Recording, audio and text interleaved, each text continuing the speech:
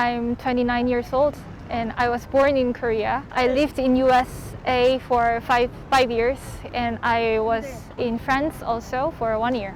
When I was in 25 years old, I was on my way to go to work in the morning, and you see in Korea in the subway, especially the morning time and the evening time when people go back to home from work, there are so many people and you don't really have space for your own self. It's just everybody stick together. There was this person who grabbed my back, and I was already very tired to go to work in the morning, so I didn't hesitate for a moment. I just grabbed his arm and I sweared at him, like, what the, you know? And he just apologized to me right away and he went down to the next stop. How did people around you react? Oh, everybody was very startled. They didn't know what was happening. Everybody around us just stared at us, but nobody was really cared, I would say, because they don't want to be late for work or something. I don't know. Did you try to report or anything? No, because I was on my way to work myself as well, and I don't want to be late or report to my boss that I was in the subway and this thing happened, blah blah blah, and so I didn't report anything.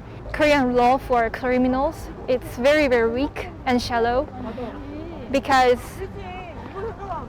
in the news we hear many extreme cases, about the sex abuse, or especially for women or children, those who are weak in the society. The sentence from the Supreme Court, it's really weak. Okay. Compared to other Western countries or other countries, even Asian countries as well. Notre intervenante soulève ici un point très important. En effet, le 6 juillet 2020, la Corée du Sud refuse la proposition américaine d'extrader Son Jong-woo, leader et créateur du plus important site de pédopornographie sur le Darknet, contenant près de 8 téras de vidéos. Sa peine en prison de 18 mois a généré de nombreux débats sur l'efficacité du système judiciaire coréen quant aux crimes sexuels. C'est tout récemment que la Cour suprême coréenne a fait passer les sentences de 10 ans et 6 mois à 29 ans et 3 mois de prison pour la production de pédopornographie. In Korea, many people have access to the internet, especially from mobile. So now we have many crimes on the websites and the mobiles. I had the experience in the subway that someone touched, but one of my friends has an experience of someone filmed her secretly. At that time, she didn't know he was filming her. She reported to the police, but nothing has happened. Like, the criminal didn't go to the jail or police station or anything. What happened to him? The police just said that don't do it again, and he went home.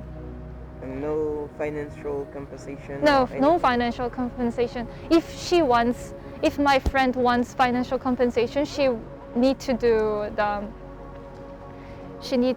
judiciary pursuit. Okay. Yeah, but she didn't want it because she was afraid that this guy who might be a crazy guy would do something bad to her in revenge or something like that. The police didn't even take the guy to the police station. They didn't. They just said, don't do it again, and please erase all the photos you took secretly, and then that was it. And did you hear about the N-Bon Bang? Yeah. That's also one of the digital crime.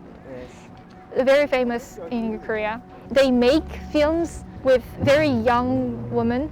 Youngest is 6 months old. 6 months? Yeah, 6 months old, the baby.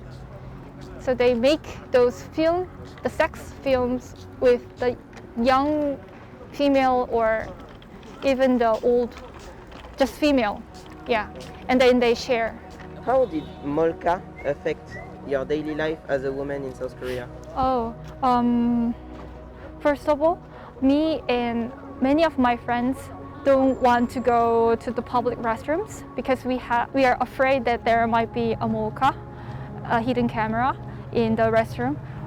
And even in the office where I work, I sometimes worry that there might be a hidden camera or anything because I have seen so many news about these crimes. It's very common here in Korea, so yeah.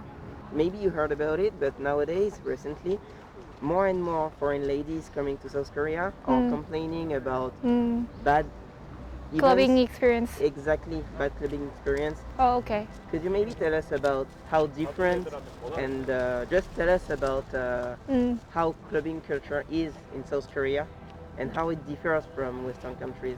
Right now, currently, I don't really go to clubbing myself nowadays, but until I was in the middle 20s, I went clubbing myself also. Clubbing is officially the day when I give permission to the people around me to approach me, I think, here in Korea. So if you are a female and go to the club, you will find many people who approach to play with you, maybe in sexual ways as well. So do you mean going to a club Yeah. implies that you tacitly give your agreement to be touched? Yeah, exactly. Yeah. So if you don't want to be touched, you can say no to the person, but it's not like, it's quite different from the Western culture because in the Western culture, when I was in France or in USA, it was more like to talk with the strangers, I would say.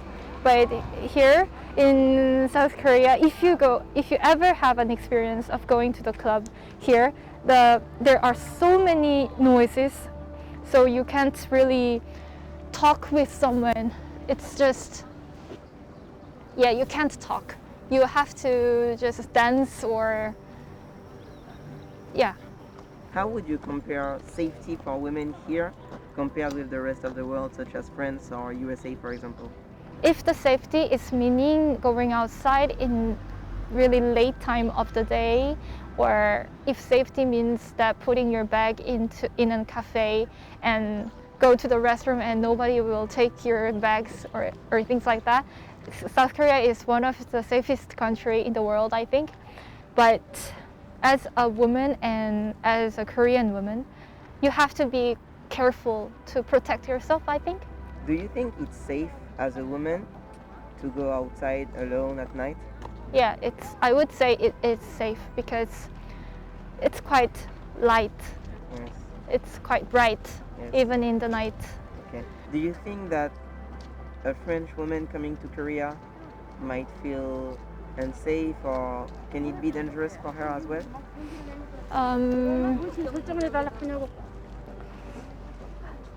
Yeah, I think that French women can feel a bit insecure here because at first, I mean, she needs to really be careful with the people who approaches to her. I believe many Korean guys are really interested in dating with the Western woman, I think. If she comes to Korea, she might be careful with who she meets and where she goes, yeah, with that new guy. Yeah, because many times that guy would just, out of curiosity, he might take her to, yeah, on a date. On a date or in a motel? Yeah, on a date where it ends in a motel. Yeah. So, yeah, faut faire attention. Attention. Yeah, toujours. Okay. Yeah, but I think it's quite same when I was in France as well, because many of my French friends warned me that maybe there are some people with the bad intention who approaches with bad intention, so should yeah, give more attention. Yeah. when meeting new people.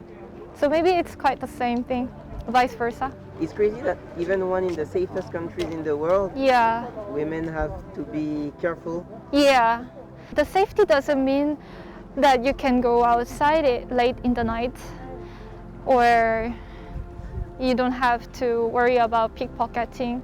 You see my bag is just wide open like this, but nobody approaches me to take my wallet or anything.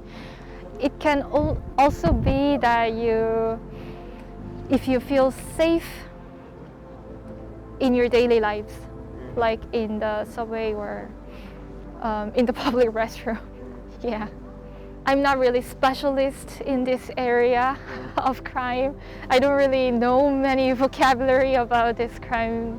So I don't want to be the person who gives you the wrong idea, one-sided idea on this subject. But as a Korean woman who's living here in Korea, in Seoul, I feel like it's quite disadvantage to feel insecure due to this shallow law protection on the sex crimes, especially for women and children. Currently, many of Korean criminal law, especially sex crimes, it's from very old time, and now we have DNA system to figure out who is the criminal, and science has developed so much. There are CCTVs everywhere, but the law itself is still from back in the old age. I feel like it's not updated as this technology development. Yeah. So yeah. Okay. Then thank you so much Merci beaucoup. for your time and for telling us all this. Yep. Okay. Thank you. My pleasure. Bye. Bon et bien les amis, c'est terminé pour cette vidéo. Je tiens à remercier encore une fois mon intervenante anonyme pour son témoignage poignant et pour toutes les informations très intéressantes qu'elle nous a apportées. Quant à vous, je vous remercie également de tout cœur d'avoir regardé la vidéo jusqu'au bout. La vidéo sera probablement démonétisée au vu du sérieux du thème. C'est quand même assez triste qu'une plateforme telle que YouTube ne soutienne pas les créateurs quand ils souhaitent parler de sujets aussi importants. En tout cas, je compte sur votre soutien en mettant un petit pouce bleu, un commentaire, en partageant évidemment cette vidéo-là sur les réseaux sociaux comme Twitter, Instagram ou autres, et en s'abonnant à la chaîne si vous voulez voir d'autres vidéos comme ça. Merci à vous, n'hésitez pas à me suivre sur Instagram, n'oubliez pas plutôt de me suivre sur Instagram, je poste des super photos de la Corée du Sud chaque jour, et on se dit du coup à la semaine prochaine pour une nouvelle vidéo. Ciao.